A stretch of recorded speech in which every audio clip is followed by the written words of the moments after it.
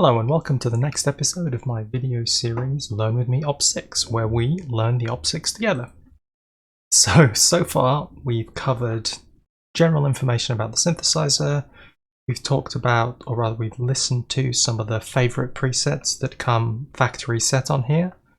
We've experimented with the waveforms available in the operators, the types of operators, and making a subtractive synth. So far we've been doing this in a fairly haphazard manner, that's to say not with a very particular sound in mind. We are going to do that again today, and I will let you know why. Specifically, these first episodes we're exploring the scope of what is available. Once we understand the palette of features and sounds available to us, then we can focus in on making particular sounds for particular purposes. So hopefully next episode or the one after will be focusing much more on how to get things done as opposed to how things work. In any case, initialize preset. What we're going to be focusing on today is the modulation matrix. On this synth it is called vpatch. So this is a way that we can route a source of modulation to a destination. Or what are the sources? Conveniently, they're broken into two categories, a category and a subcategory, or a specific one. So we have controllers, we have keyboard, we have envelope generator and LFOs, we have MIDI CC unipolar, meaning only increasing the value, and MIDI CC bipolar, which means the middle value of the CC, 64, means no change. Above 64 is positive, below 64 is negative. And we have MIDI parameters. And alongside each of these, we have the exact parameter being adjusted. So the controllers, we have mod wheel, pitch bend, positive, negative, pedal, and pitch bend. Keyboard, we have note, velocity, exponential velocity, release velocity. EGs, we have the 3 EGs and the 3 LFOs. These are the per voice ones, not the per operator ones. CCs, you can just pick a CC number for positive and bipolar, and the final MIDI parameters are aftertouch and poly aftertouch. This keyboard is not an aftertouch enabled keyboard, so you can't control those directly, but you can if you have an external keyboard. So now we vaguely discussed that, what are we going to do today? Well, the first thing I'm going to do is make a very basic sound, and then we're going to experiment with adding additional modulations using the modulation matrix. So how am I going to make a basic sound? Well, the default algorithm is perfectly fine. Keep it simple. I'm going to force myself just to use 2 operators. It's very tempting to always use all of them, but I'm going to mute all of the other operators, and I think that's actually generally a good idea. When designing FM sound, it's easy to think you always have to use all of them. My inclination is to say mute all except the first one and take the first one as far as you can, then bring in the second one if you need to, the third one if you need to, and so forth. Anyway, enough of that. Let's go back to operator 1. Maybe we'll try the 8-bit sine wave just for a bit of different interest. So let's make a pad-like sound. So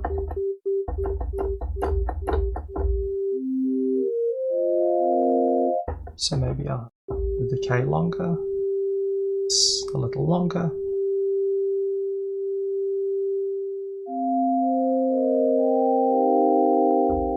So this is only sine wave, but it has some interest there. Let's look at operator 2. So this is a sine wave, and let's just listen to it. Very standard FM sound. Let's try adjusting the tuning.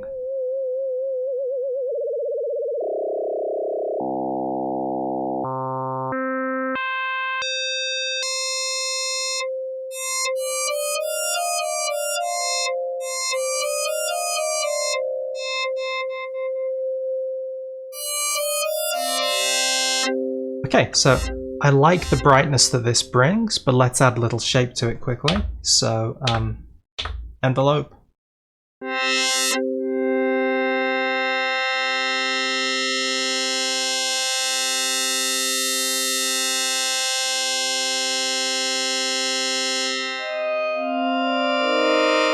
And remember that without even going into the mod matrix, we have access to some routings, for example, a velocity sensitivity, so versus, you can hear how much brighter it became when I used a bit of velocity, maybe it's a bit too much. Also on operator 1, I'll add a bit of velocity sensitivity. So let's play something.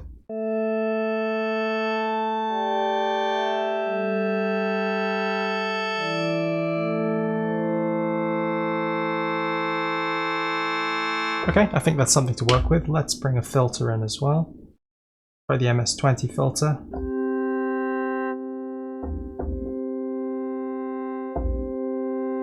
The MS-20 filter is probably an unusual choice, but I'm all for unusual choices.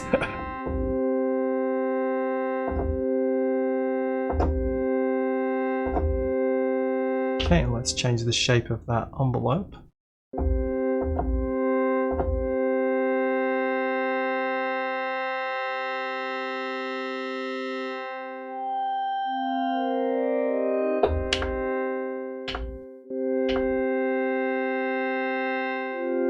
So we can adjust how much that envelope is just affected by various parameters. Let's make it adjusted by the velocity. So when I play lightly, the filter is more closed and it doesn't open as much because of the envelope generator. And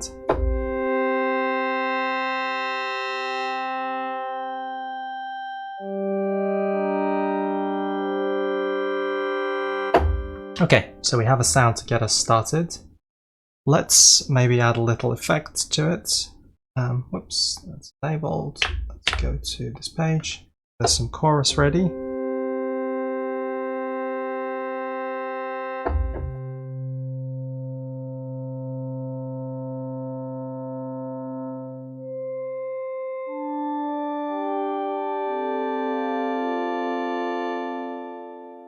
Okay, so now let's think where we would like to take this. How would we like to make some expression? One thing that's unusual about this keyboard is, as well as initial velocity, it actually supports release velocity. So what I might do is have a longer release on these sounds. Let's bring that up to 3.5 seconds. This one can be 2.5. And I'm going to make the release velocity, when I release the key, if I release it fast, it's going to decrease the release time. And if I release it slow, the release time is going to be longer. This is going to add an additional interest to the expression. So if I go versus, I'm going to get a different sound. Not that commonly heard, so I'm all for it. So the source, it's a keyboard modulation. It's useful to think that the keyboard sources are going to be per note. So if you modulate something that works per voice, that's good. If you modulate something from things like velocity that are in the effects, for example, well, there's only one effect globally, or one of each of the effects globally. So then it's sort of, you can think of it a bit like a paraphonic way of adjusting it, which doesn't make sense. When you use something like the mod wheel, of which there is only one, then you can adjust the global as well as the local. So anyway, release velocity to operator 1, release time. So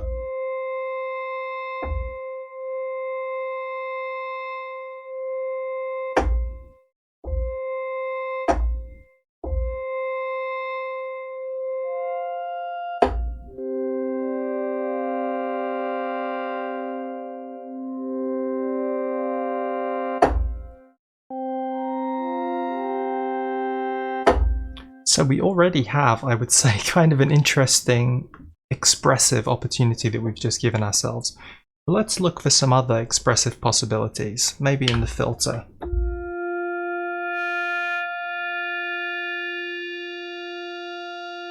So what if more velocity closed the filter a little bit and increased the resonance a bit? Let's give it a go. So keyboard velocity, going to filter, cutoff.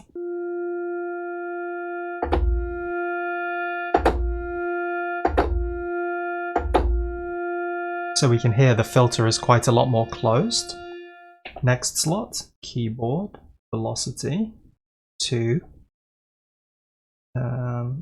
filter, resonance.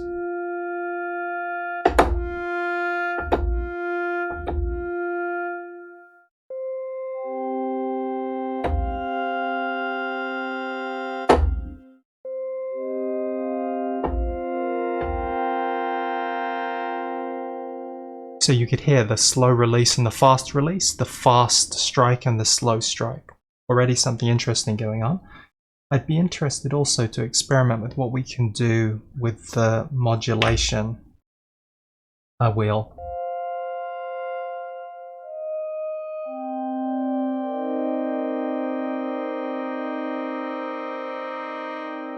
So I wonder what would happen if the mod wheel did something to adjust the brightness of the sound here. So let's see.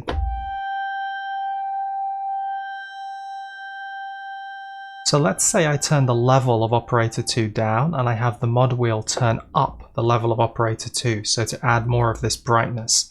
And also it can open the filter a bit. So let's go to virtual patch, control, mod wheel, destination, operator 2, level, intensity.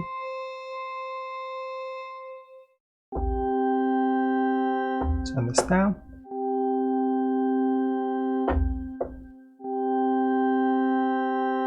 What I might do actually is open the filter a little more and have the filter closed as the mod wheel goes up.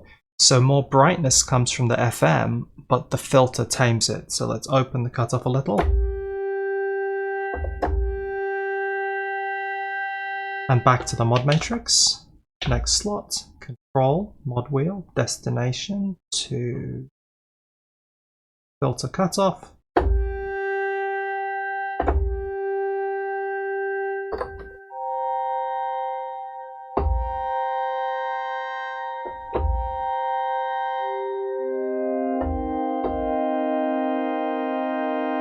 Another thing I think might be interesting is experimenting with the feedback and the pulse width on this main operator. So let's see how that sounds.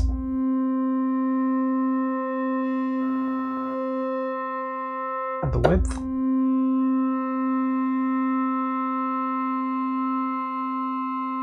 So what I might experiment with then is another pair of opposing modulations on the mod wheel.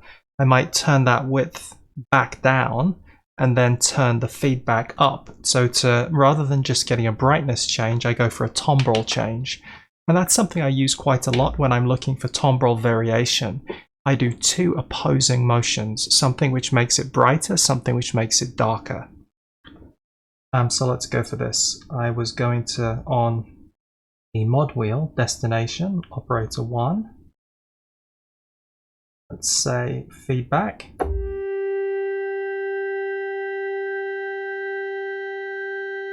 Next mod slot, mod wheel, destination, operator 1.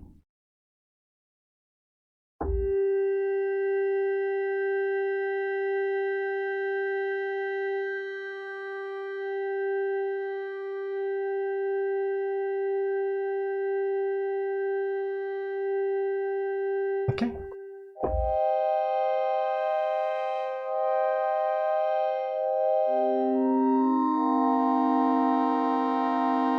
So another thing I might like is add some vibrato there. I would do this in the mod matrix, but it turns out we have access to Ep05. I'm going to turn it up too much.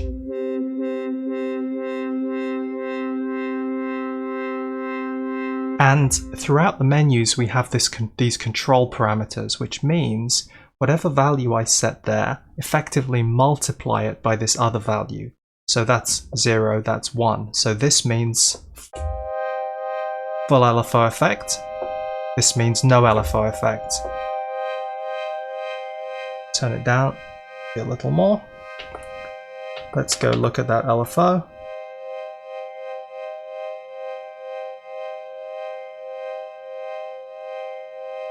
Can have that fade in a little.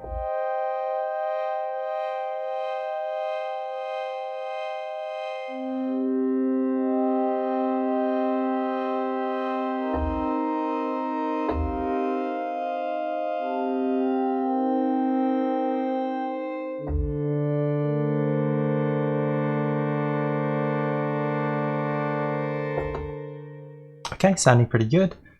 Let's have one last search through the mod matrix to see if anything else sounds interesting to us. Maybe we can apply one of the envelopes to something. What would be a nice thing to apply the envelope to? Maybe one of the parameters on operator 2. So let's go look at these parameters on operator 2. Oops, I meant to do that.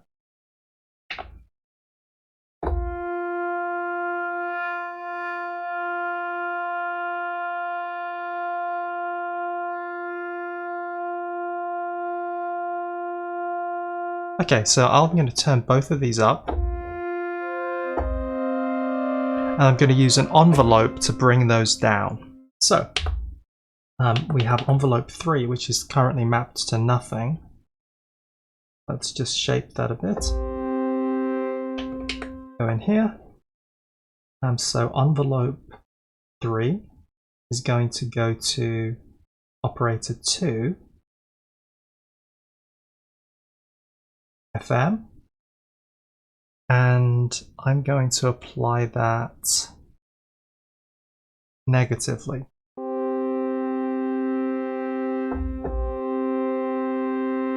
And again, envelope 3 to operator 2, width negatively.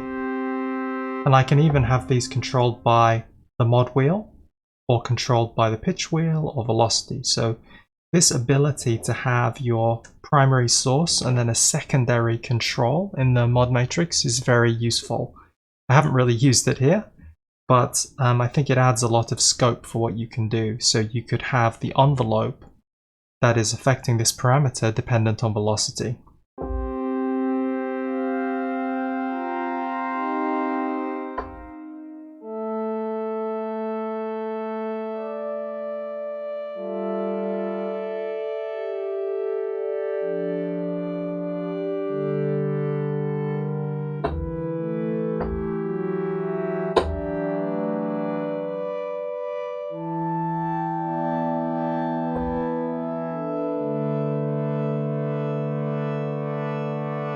One last thing I might do is have the mod wheel turn the chorus down a little bit and turn the reverb up a little bit. So I'll set that to the maximum. So the mod wheel, destination,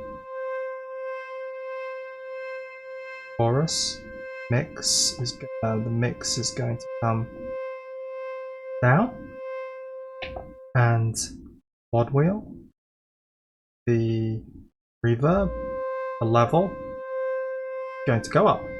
So let's try.